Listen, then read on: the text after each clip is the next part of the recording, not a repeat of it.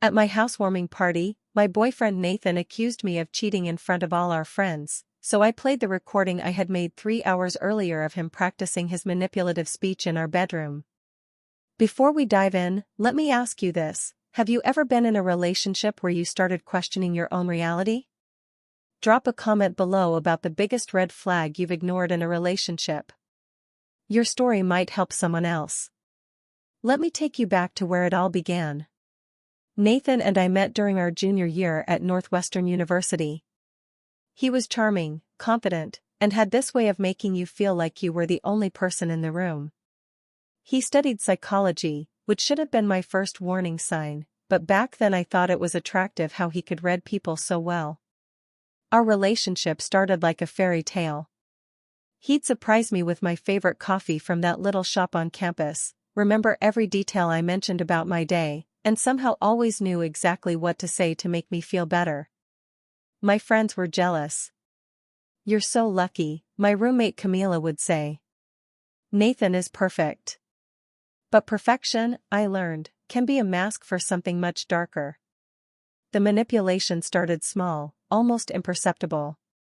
It began with him questioning my memory about conversations we'd had. "I never said that," he'd insist when I'd bring up something he promised. "Are you sure you're remembering this correctly?" At first, I'd doubt myself.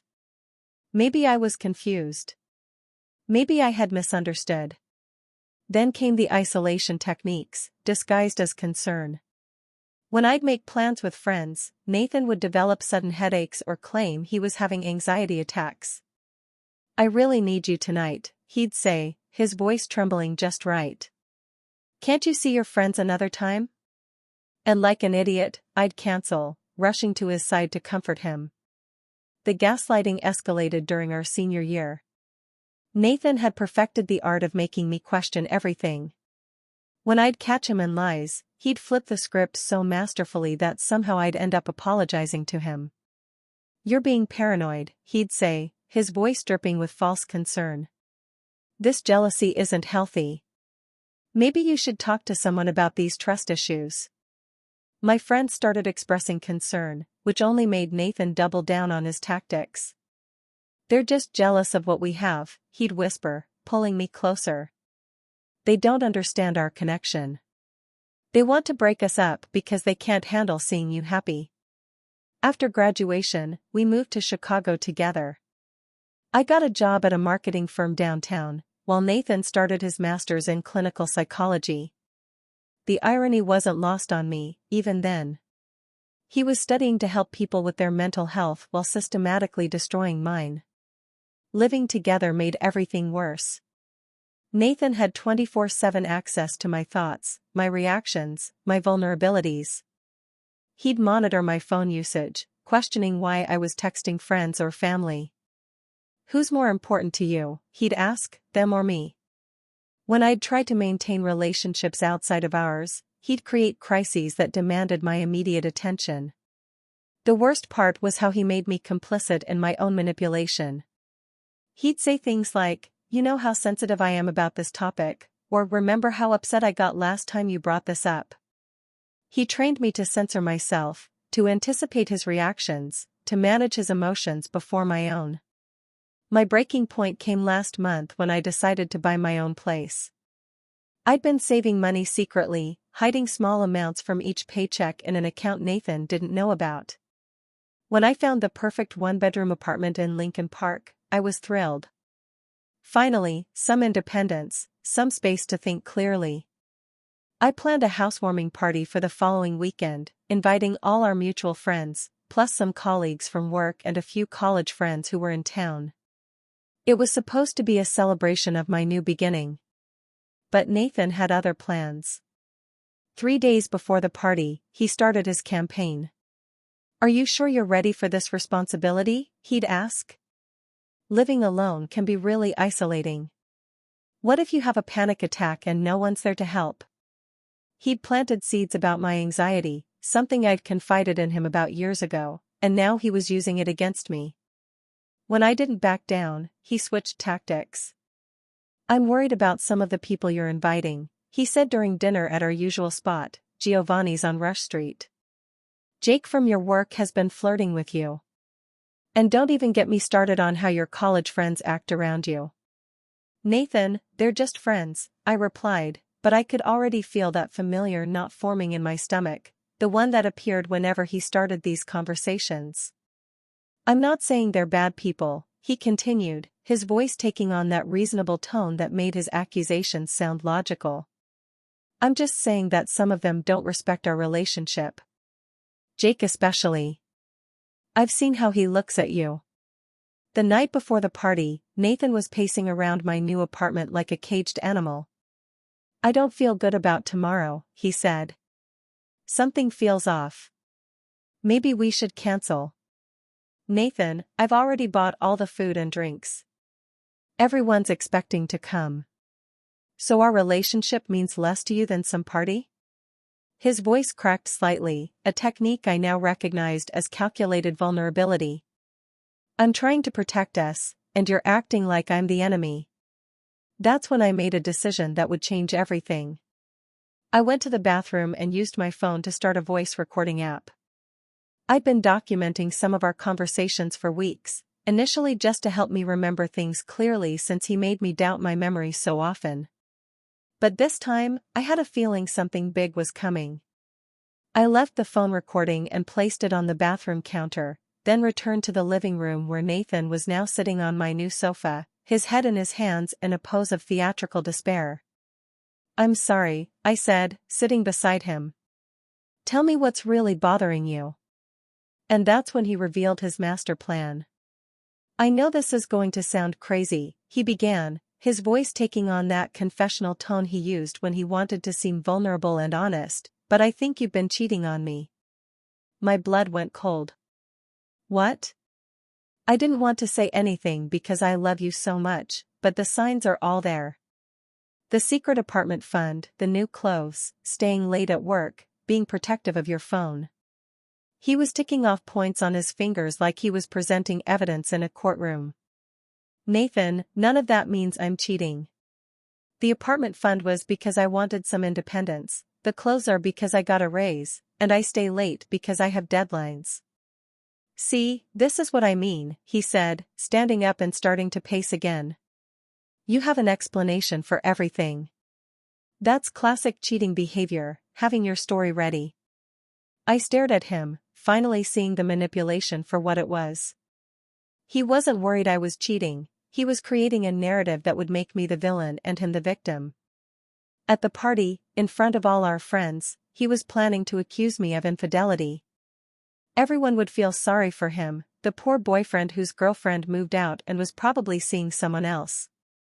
Who do you think I'm cheating with? I asked, my voice eerily calm.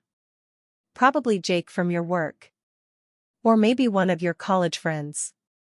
Does it matter? He sat back down, reaching for my hands. The point is, I forgive you. We can work through this. But you have to be honest with me. I'm not cheating on you, Nathan. Don't lie to me. His voice exploded, then immediately dropped back to that wounded whisper. Please, just tell me the truth. I can handle it. I just need to know who it is. I watched him perform this whole scene, and for the first time in 3 years, I saw him clearly. This wasn't love or concern or even jealousy. This was control. This was manipulation so sophisticated that he'd probably convinced himself it was real. You're right, I said finally. We should talk about this at the party tomorrow. In front of everyone. His eyes lit up. He thought he'd won. Really? You'll tell everyone the truth? Oh, I'll definitely tell everyone the truth. The next evening, my apartment was packed with about 30 people. My coworkers, college friends, some neighbors I'd met, and our mutual friends from Chicago were all mingling, drinking wine, and admiring my new place. The exposed brick walls were decorated with string lights, and I'd made a playlist that kept everyone in a good mood. Nathan was in his element, playing the role of the supportive boyfriend to perfection. He complimented my decorating, told funny stories about our relationship, and charmed everyone just like he always did. But I could see him watching me, waiting for his moment. Around 9 p.m., when everyone had a few drinks and the conversation was flowing, Nathan tapped his beer bottle with a knife, calling for attention. "Excuse me, everyone," he said, his voice carrying that slight tremor that made him sound vulnerable and brave at the same time. "I know this is supposed to be a celebration of Emma's new place, and it is. I'm so proud of her."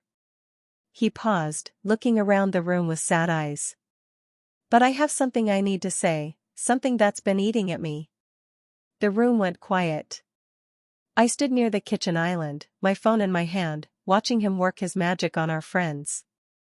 "Relationships are built on trust," he continued, "and lately, I've been struggling with some things.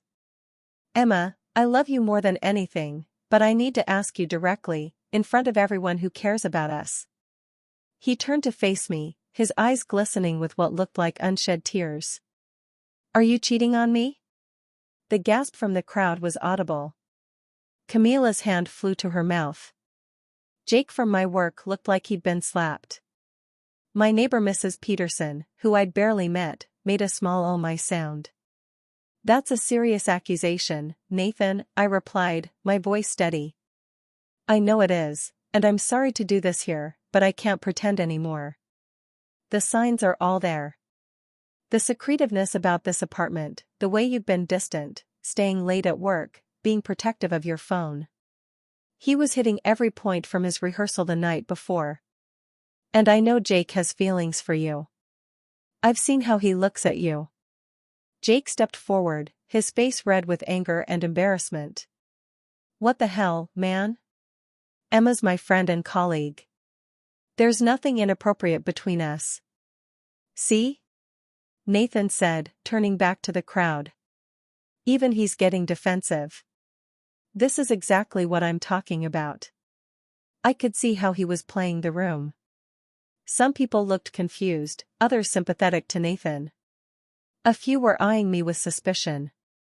He was good at this, really good. "You want the truth?" I said, loud enough for everyone to hear. "You want to know what's really going on?" "Yes," Nathan said, his voice breaking slightly. "Please, just be honest. I can forgive anything if you're just honest with me." I pulled out my phone and held it up. "I have something everyone needs to hear first. This is a recording from last night, of Nathan in my bathroom, practicing this exact speech." The color drained from Nathan's face. "Emma, what are you?" "Shoo," I said, pressing play. Nathan's voice filled the room, clear and unmistakable. "I know this is going to sound crazy, but I think you've been cheating on me." His recorded voice continued, running through his entire manipulation playbook, including the part where he said, "The point is, I forgive you. We can work through this. But you have to be honest with me." The silence in the room was deafening. Nathan stood frozen, his mouth slightly open, caught completely off guard. "Wait, there's more," I said, scrolling to another recording. "This is from 2 weeks ago, when he was coaching himself on how to make me feel guilty about buying this apartment." His voice came through the speaker again. "You need to make her think she's being selfish. Say something like, 'I thought we were building a life together, but apparently you had other plans.' Make it sound like she's abandoning the relationship." My college friend Lisa stepped back from Nathan like he was contagious. "Dude, that's seriously messed up."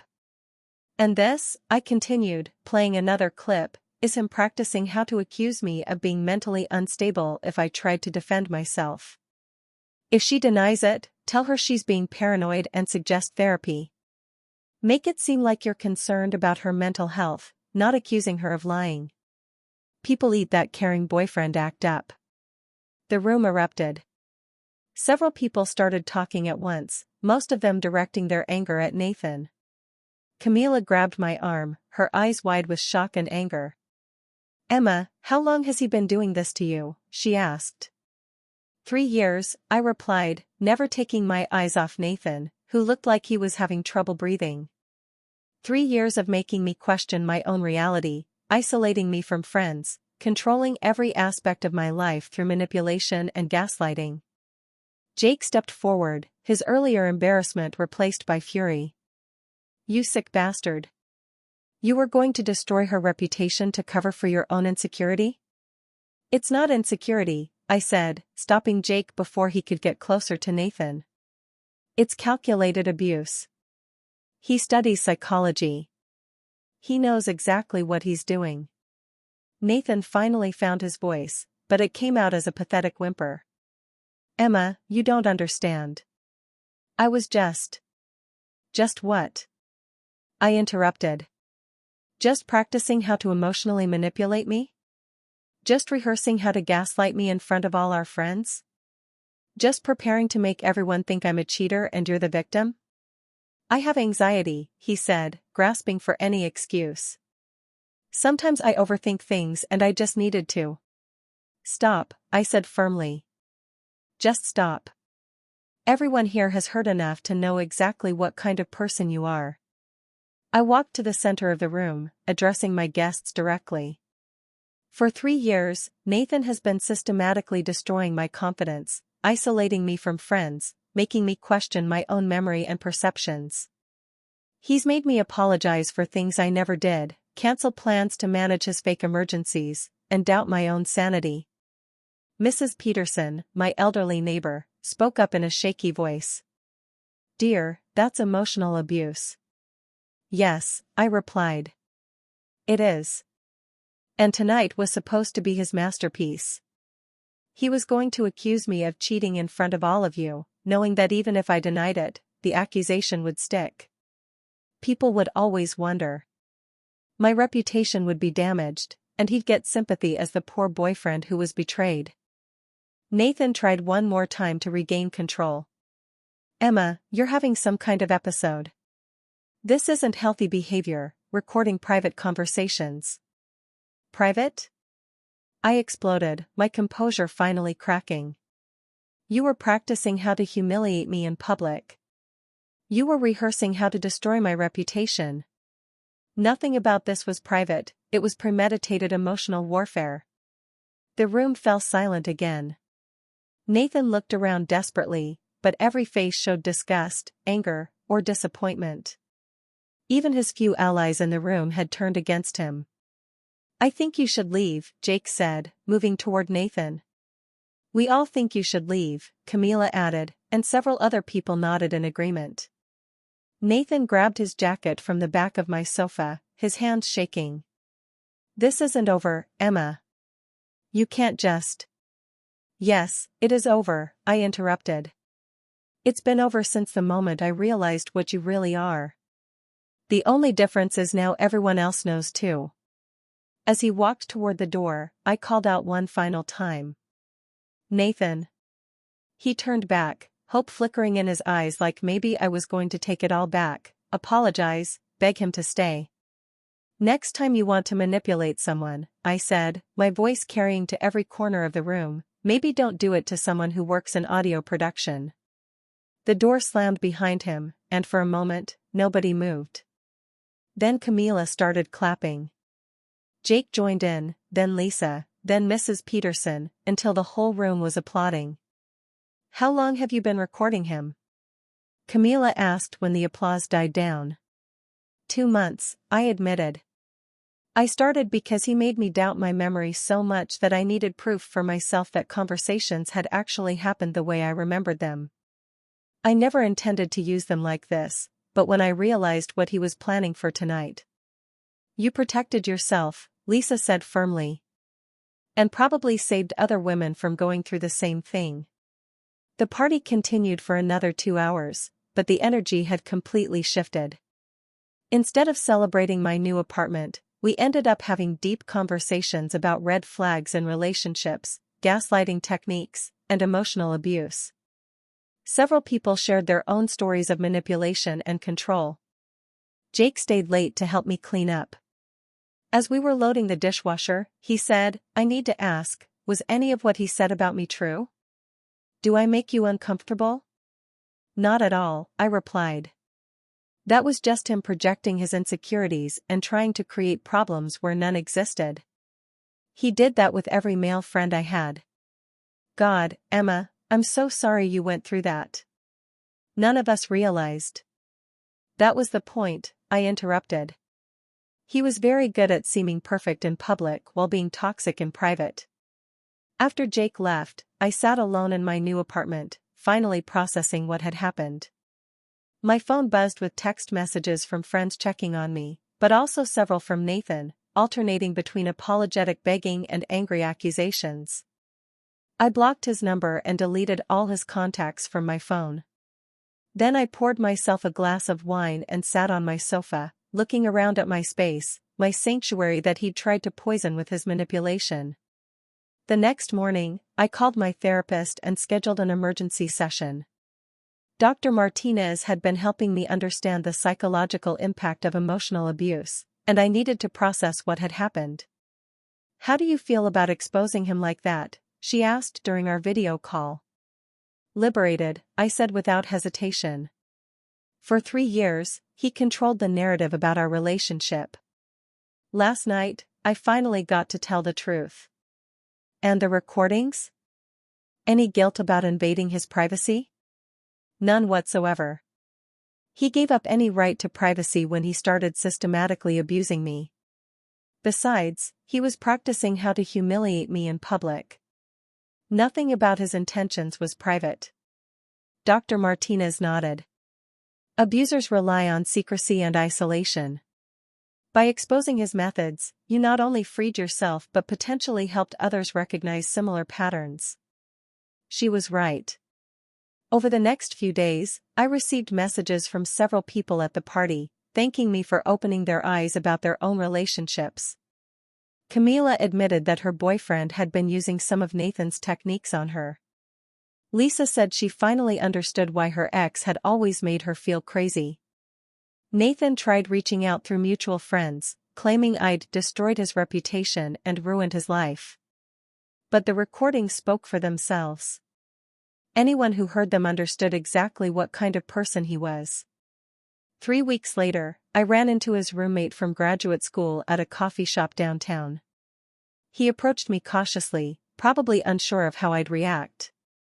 "Emma," he said, "I wanted to apologize. We had no idea what Nathan was like in private.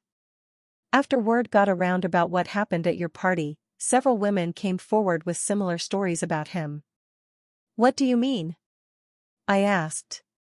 His ex-girlfriend from undergrad, a girl he dated briefly last year, and even a study partner from his psychology program. They all had stories about manipulation, gaslighting, emotional abuse. The psychology department is conducting an investigation. I felt a mix of validation and sadness. Validation that I wasn't crazy, wasn't oversensitive, wasn't the problem. Sadness for the other women who'd suffered at his hands. "He's been kicked out of the graduate program," his roommate continued. "Turns out using psychology techniques to manipulate and abuse people is frowned upon in the psychology field." Who would have thought? The irony was almost too perfect.